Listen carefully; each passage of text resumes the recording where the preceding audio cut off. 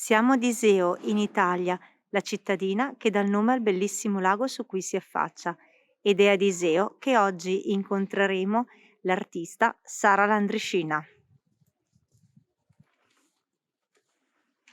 Buongiorno Sara, Buongiorno Beatrice. eccoci nel tuo studio. Raccontaci della tua scelta di avviare un'attività professionale e culturale nella cittadina nella quale sei nata.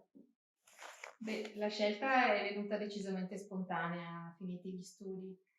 Direi che mi mancava Iseo, mi mancava il lago e la scelta è sempre stata quella di stare vicino all'acqua. Già il liceo, invece che farlo in città, andare a Brescia, ho deciso di farlo a Lovere e addirittura per tornare al pomeriggio prendevamo il battello fino a Pisogne per poi giungere in treno a Viseo.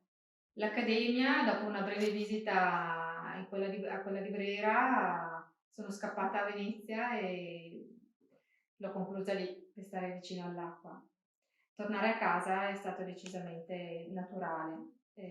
Aprire uno studio e poter continuare a dipingere e riprendere i soggetti che più amo attraverso lo scorrere delle stagioni, le torbiere con il cambio di colori degli alberi, i bagnanti, i ragazzini che fanno il bagno, i pescatori, eh, tutte quelle attività che io considero quasi quasi di una volta, ma che vorrei preservare. Sì che l'arte, ma più in generale la cultura, possa contribuire allo sviluppo sociale e, perché no, economico dei piccoli paesi come Iseo.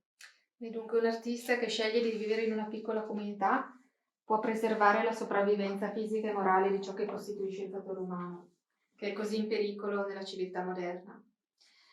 In realtà l'artista, secondo me, cerca ed esalta le ragioni ultime dei valori che consentono una vita che deve essere umanamente e umanisticamente possibile. Deve tener conto non solo delle cose visibili, ma anche di quelle invisibili. Il compito dell'arte, sempre secondo me, ma sicuramente non sono io la prima a dirlo, è fare un po' di spazio nel materialismo e nel consumismo globalizzato per ritrovare un'idea condivisibile delle cose superiori. Questo immagino sia il tuo ultimo lavoro. Sì, è una torbiera autunnale. Mi piace farle molto grandi perché sembrano più vere, mi sembra di starci dentro.